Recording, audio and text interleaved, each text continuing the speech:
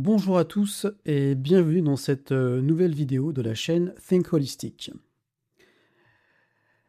Dans la vidéo précédente, concernant la sagesse bouddhiste, on était confronté, on va dire, à ce qu'il y a de plus perturbant pour nous au niveau des aspects profonds en lien avec ce septième et huitième circuit, qui concerne notamment la vacuité et les conceptions, on va dire, qui dépassent le cadre psychologique en général, en fait, pour résumer. Et j'ai parlé effectivement donc d'amour universel, disant qu'il n'existait pas.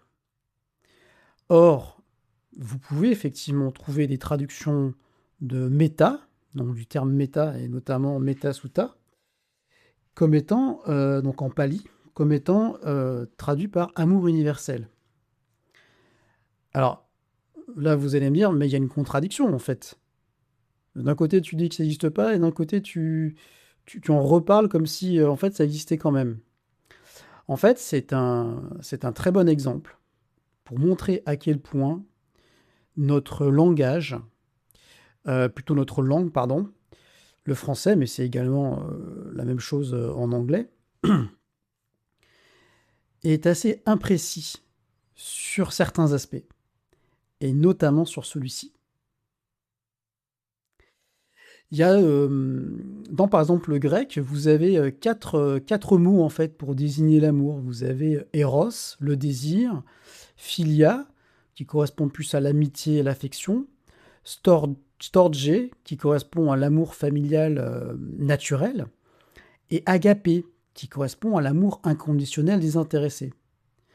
Agapé, donc, ça rejoint beaucoup plus en fait ce que les bouddhistes appellent méta, c'est-à-dire une forme d'amour bienveillant, inconditionnel, dans le sens qu'il est projeté en fait envers tous les êtres vivants, toute la Terre en fait.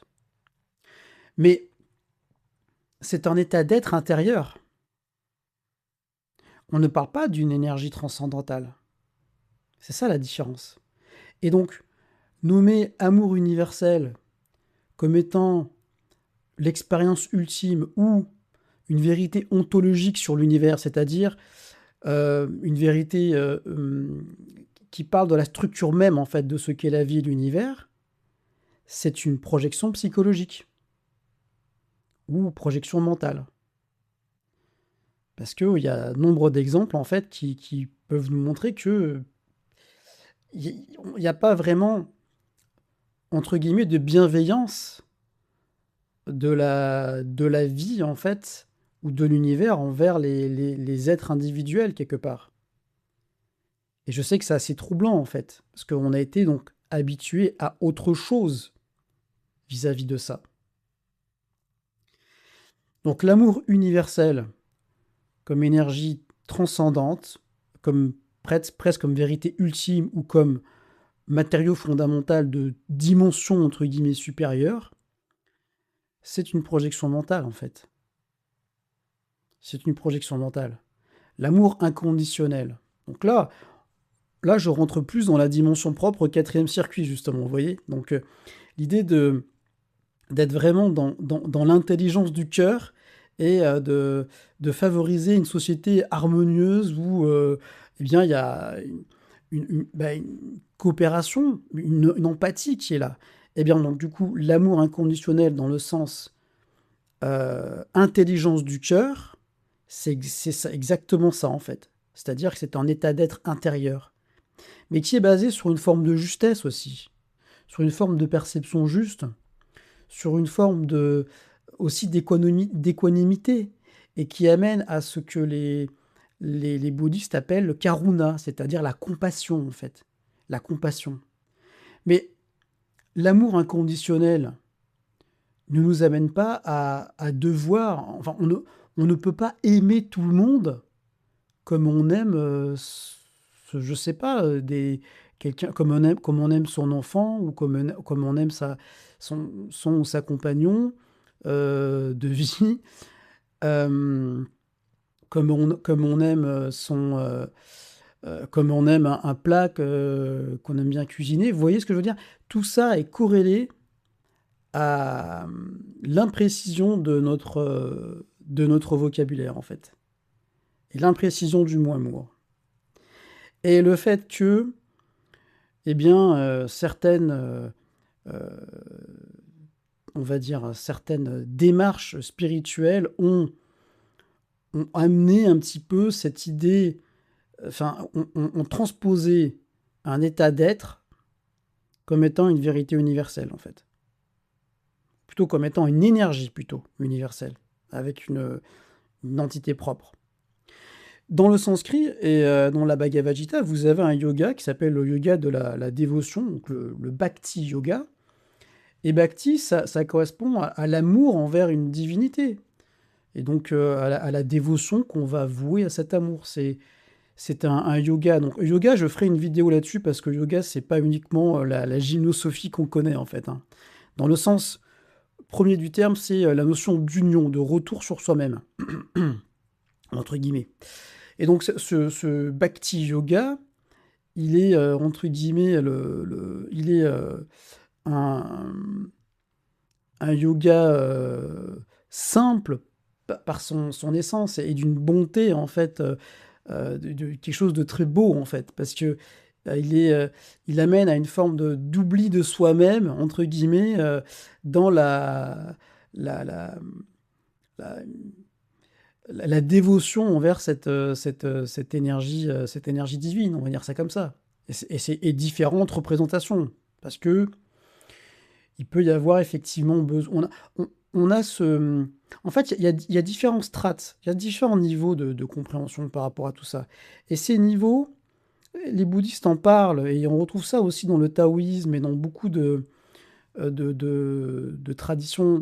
C'est qu'en fait, il y a, si vous voulez, un principe universel et méta, dans le sens de au-delà, en fait, qui est en lien avec la vacuité et la dimension propre au 7e et 8e circuit. Et après, il y a ce principe qui se divise en deux grandes polarités, qui amènent donc à ce qu'on appelle dans le Tao Te Ching, la tradition taoïste, l'énergie yin et l'énergie yang, qui elle-même, entre guillemets, après se subdivise en fait, et qui amène du coup à une forme d'incarnation ou de personnification de certaines parties en fait de ce principe et de cette énergie ou de cette source mère qui est ineffable à l'intellect. Et c'est là qu'on peut avoir le côté un peu polythéiste, vous voyez, avec des panthéons, des déités. Ça amène aussi à l'animisme un petit peu, c'est-à-dire le fait c'est ce qu'on expérimente dans le chamanisme, quoi, hein, c'est qu'en fait tout est vivant, tout a un esprit, tout est vivant, et donc du coup les éléments aussi, et voilà. Donc dans le shintoïsme au Japon, il y a vraiment cette notion animiste où tout est vivant, où il faut respecter tout ça, respecter le vivant. Voilà, ça amène une forme de spiritualité saine dans ce sens-là. Pour les Japonais, je pense, le seul pays au monde qui a un temple où ils vénèrent la mousse, quoi. Enfin, c'est incroyable, quoi. La mousse, bon, ça pourrait être le sujet d'une vidéo comme ça, un peu plus. Voilà. En tout cas, pour revenir à cette notion donc d'amour inconditionnel, l'idée vraiment, c'est de bien comprendre une chose, c'est que effectivement, on a besoin d'utiliser notre intelligence du cœur. Pour moi, en fait, c'est ça. L'amour universel ou inconditionnel, c'est l'intelligence du cœur, en fait. C'est-à-dire qu'elle est en lien avec une fonction presque de perception, vous voyez. Elle est même en lien, j'oserais même le dire, même en lien avec la fonction psychologique du sentiment, tel que Jung en parlait en fait. C'est-à-dire que le sentiment nous amène à une forme de perception, donc d'intelligence du cœur, de prise en compte des valeurs en fait, et de l'attachement que des gens peuvent avoir pour des objets, pour des conceptions. Et donc, il y a des exemples comme ça qui peuvent nous faire vous montrer à quel point quelqu'un qui est plus du type pensée, donc vraiment l'intellect pur, quoi, vous voyez, peut être un peu trop froid dans son jugement, vous voyez, et quelqu'un qui est de type plus sentiment va prendre en compte justement l'attachement affectif qu'une personne peut avoir par rapport à ça. Voilà. Bon.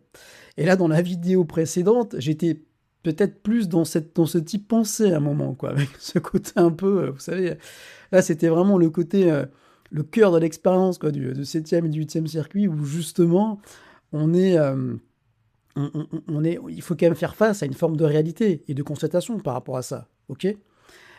Et en même temps, il y a aussi chez moi une réaction émotionnelle par rapport à ça, parce que je vois, et je ne suis pas le seul, à voir ce concept, à, excusez-moi, à toutes les sauces presque, voilà, utilisé dans tous les sens, et, et presque généralisé comme étant une vérité absolue, qui, qui peut être,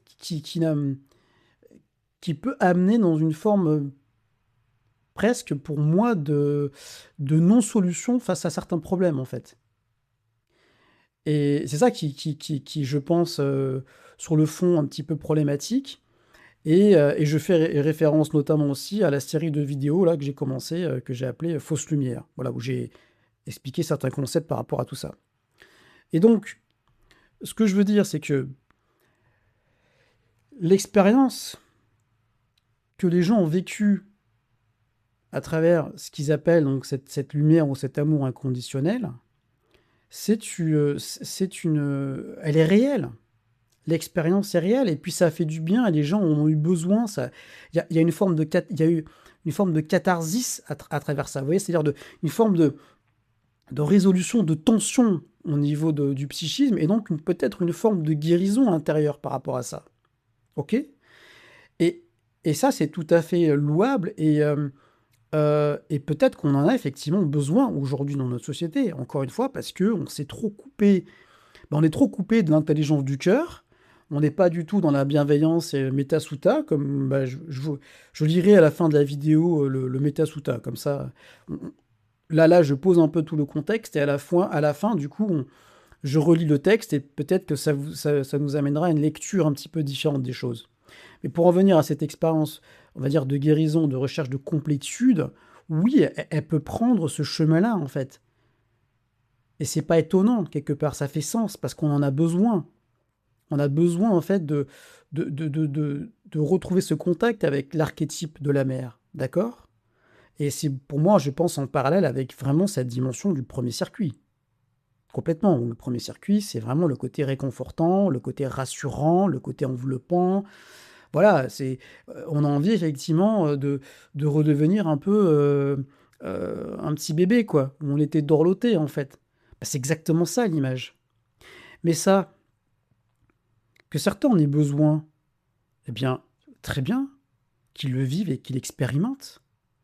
Mais c'est pas une nécessité pour tout le monde. Tout le monde n'en a pas besoin en fait. Tout le monde n'a pas forcément besoin de travailler justement sur cette dimension du premier circuit, où il n'y a pas pour eux de problématiques, voilà, de choses à régler en fait. Ils ont plutôt envie de se consacrer à autre chose. Vous voyez? Et donc le fait, encore une fois, de partir d'une expérience qui a un fond de vérité profond, encore une fois, j'insiste, hein, parce que la notion de vérité, c'est pas pour dire que l'expérience en elle-même n'a pas existé, parce qu'elle est là et vous l'avez vécue. Je parle notamment à ceux qui ont vécu ce genre de choses. Ils ont vraiment, je pense, vécu, senti une énergie lumineuse, qui pourrait qualifier d'énergie divine peut-être, et ils ont senti vraiment quelque chose qui les enveloppait, qui les transportait. Bon, ben ça c'est beau, c'est magnifique, mais c'est propre à votre expérience à vous en fait. Ok? Et ça va pas forcément parler à tout le monde. C'est ça aussi. Et moi, à travers cette idée de pensée holistique, et donc et donc à travers le modèle notamment des circuits de conscience, mais bon, le modèle c'est un support, quoi, je m'y attache pas. Mais à travers cette idée de réflexion globale, et donc qui a complètement un lien avec la pratique de l'attention juste vipassana, hein. Parce que quand il parle en fait effectivement de ce qu'est vipassana, donc Valpula Raoula, mais aussi d'Iravamsa, c'est une pratique d'observation, mais il y a aussi un côté analyse quand même, hein.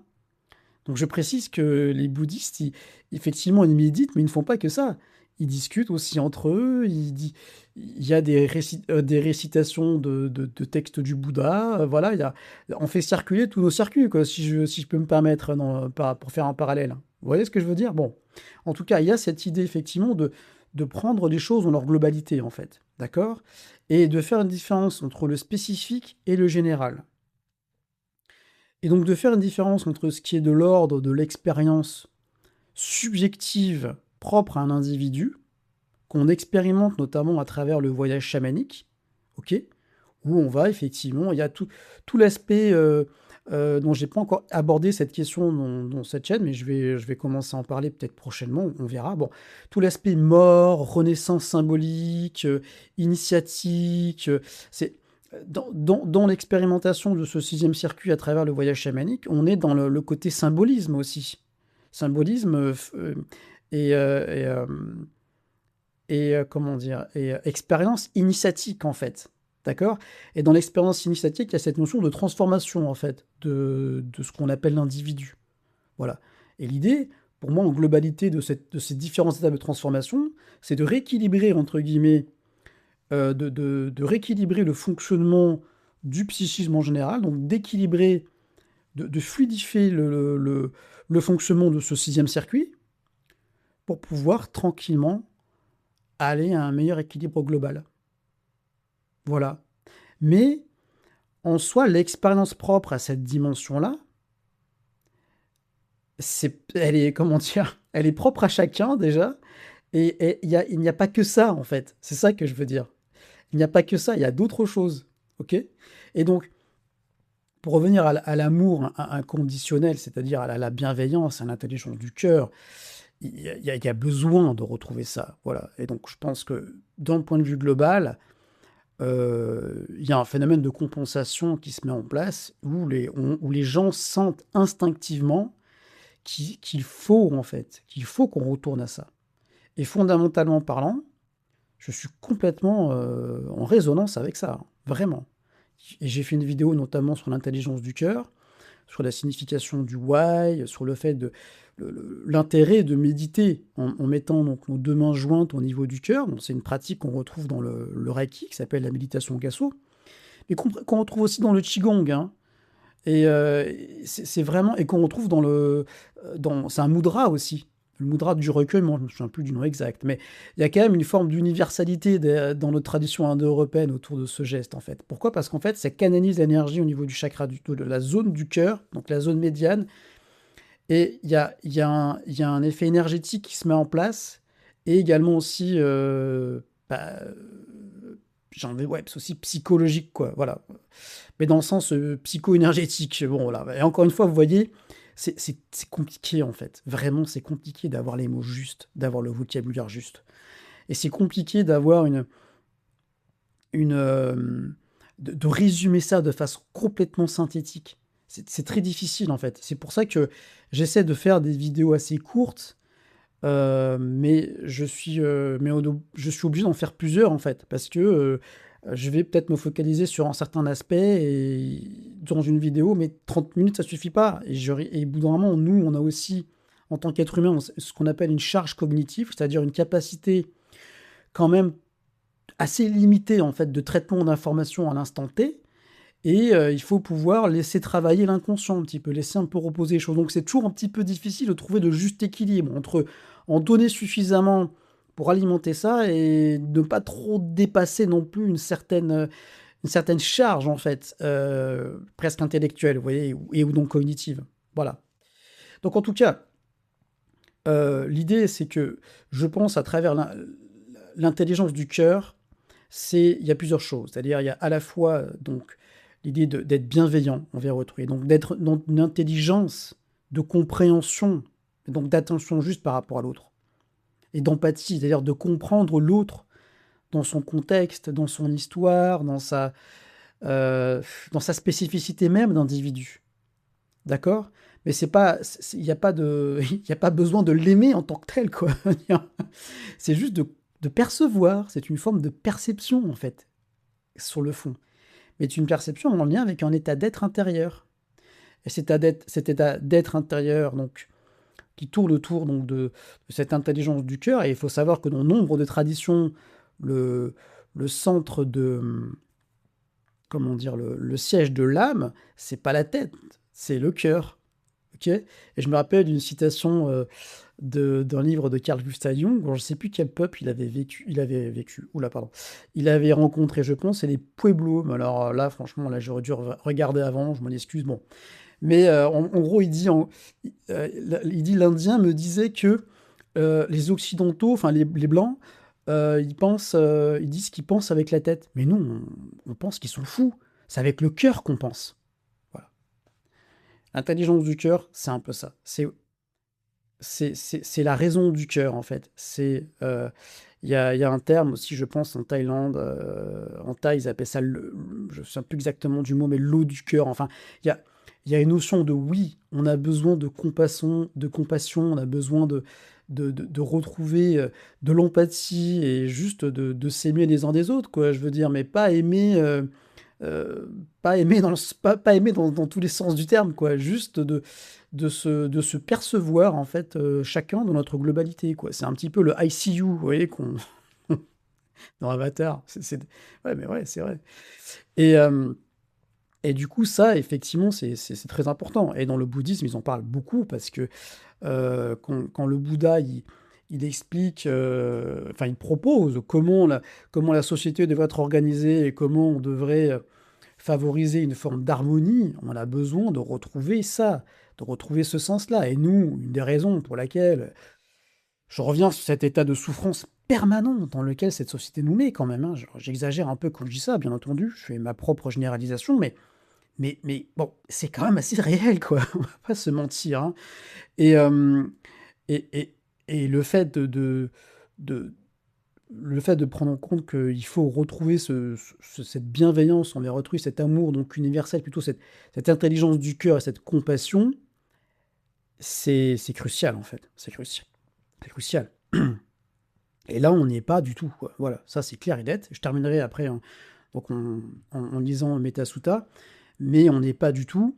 Et je pense aussi que faire des généralités et trop se focaliser sur l'énergie universelle, comme étant donc cette énergie structurante de l'univers, eh bien, amène certaines conséquences qui ne collent pas complètement, en fait, déjà avec les grandes traditions spirituelles que nous connaissons sur Terre, et qui se sont intéressées à toutes ces questions, mais également avec ce qu'on constate, en fait, dans le monde, en fait, de façon générale, et du fait que dans cette idée de pensée holistique, encore une fois, il faut arriver, et je sais que c'est pas facile, que c'est pas simple, mais arriver à une forme de distinction entre ce qui est de l'ordre de l'expérience, euh, de, une forme de guérison donc, interne au niveau émotionnel et psychique, et de ce qui est une continuité dans l'activation d'autres domaines propres justement à ces circuits. D'accord? Donc c'est vrai que, voilà, quid de, effectivement, l'énergie qu'ils appellent donc énergie, l'amour inconditionnel ou amour universel, c'est pas une façon de parler de, de, de cette expérience de bien-être et de béatitude qu'on peut avoir quand on est dans une activation saine du cinquième circuit. On revient avec le premier. Et dans un contexte social favorable, quatrième circuit. Voilà, bon, ça là, on dirait, vous savez, je suis en train de faire voilà, on fait des cartes hein, avec tout ça, on fait des liens. Après, ça vous parle ou ça vous parle pas. En tout cas, pour terminer là-dessus, je pense que on va lire effectivement, enfin, je vais vous lire le Metta Sutta. Comme ça va nous permettre de recontextualiser et de peut-être de comprendre un petit peu ce qu'ils entendent par là, d'accord? Et je vais vraiment vous lire hein, la traduction. Donc, c'est l'enseignement du Bouddha de Valpola Raoula et c'est édité chez Le Point. Donc, Le Point. Voilà. Alors, Metta Sutta, l'amour universel. Voici ce qui doit être accompli par celui qui est sage, qui recherche le bien et a obtenu la paix.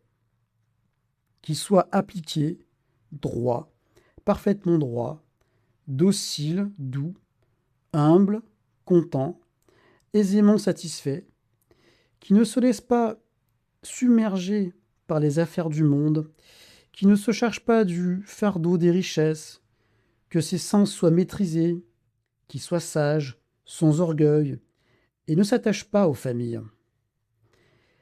Qui ne fasse rien qui soit mesquin et que les sages puissent réprouver. Que tous les êtres soient heureux, qu'ils soient en joie et en sûreté.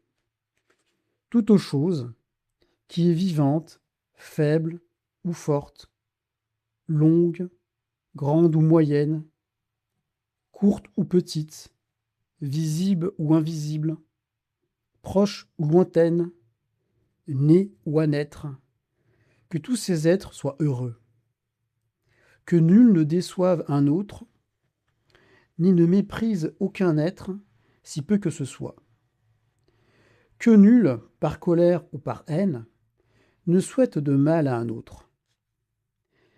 Ainsi qu'une mère, au péril de sa vie, surveille et protège son unique enfant, ainsi, avec un esprit sans limite, doit-on chérir toute chose vivante, aimer le monde en son entier, au-dessus, en dessous et tout autour, sans limitation, avec une bonté bienveillante et infinie. Étant debout ou marchant, étant assis ou couché, tant que l'on est éveillé, on doit cultiver cette pensée. Ceci est appelé la suprême manière de vivre. Abandonnant les vues fausses, ayant la vision intérieure profonde, vertueux, débarrassé des appétits des sens, celui qui est perfectionné ne connaîtra pas plus la renaissance. Sutta Nipata 1.3. Il va de soi que quand on lit un texte comme ça, oui, effectivement, on a vraiment besoin de retrouver ça. Et là, vraiment, ce texte-là, pour moi, c'est l'exemple même de une sagesse, une réflexion profonde et une sagesse et une perception juste. Donc c'est comme si, effectivement, la dimension du 7e circuit, non, c'est pas comme si, c'est vraiment la dimension du 7e circuit qui a connu et expérimenté, qui est en lien avec l'aspect vacuité du 8e. Eh bien, ce 7e circuit, en fait, rayonne, entre guillemets, et régule, enfin, fait une proposition, entre guillemets, à travers ce texte, rayonne et régule le fonctionnement harmonieux du groupe à travers la dimension sociale du 4e circuit. Et donc là, en fait, dans le 4e circuit,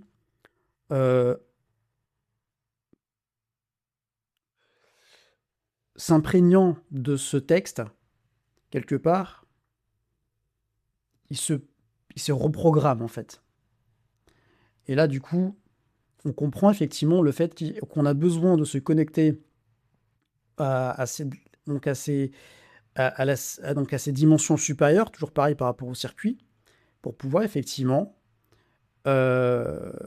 reprogrammer ces dimensions inférieures, en fait, ces dimensions dites inférieures, c'est matériel, quoi. Mais l'inverse est vrai aussi. Voilà, ça j'en parlerai quand je ferai des vidéos, notamment au niveau des binômes des binômes de circuits. Merci à tous pour votre écoute, et je vous dis à très vite pour une prochaine vidéo. Au revoir.